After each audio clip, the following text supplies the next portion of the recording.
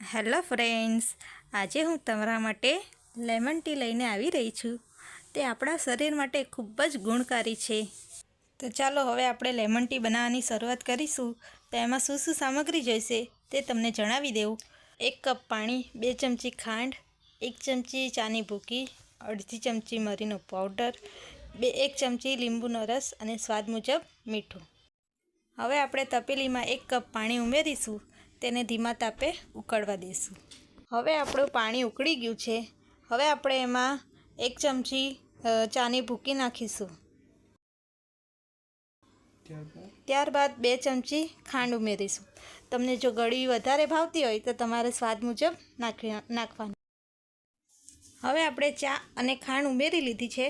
હવે આપણે એ પાણીને ઉકાળવાનું છે, જ્યાં સુધી તેનો કલર ચેન્જ ન થઈ જાય ત્યાં સુધી। એ પાણી કથ્થાઈ ન થઈ જાય ત્યાં સુધી આપણે આ પાણીને ઉકાળવાનું છે। પછી તેમાં અડધી ચમચી મરીનો ભૂકો ઉમેરીશું, બરાબર। ત્યારબાદ સ્વાદ મુજબ મીઠું ઉમેરીશું। પછી છેલ્લે ઉકળી જાય પછી આપણે એમાં 1 ચમચી લીંબુનો રસ ઉમેરીશું।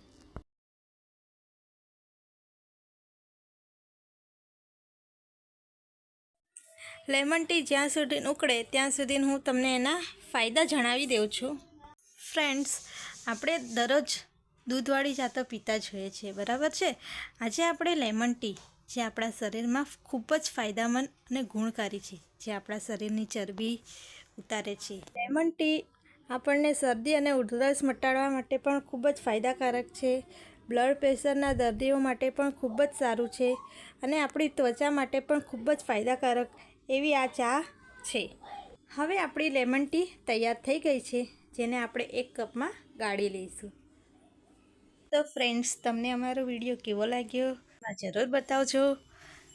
તેને લાઈક, શેર અને સબસ્ક્રાઈબ કરજો, જેનાથી અમને પ્રોત્સાહન મળે। અમે આવી નવી રેસીપી લાવતા રહીશું। Thank you friends.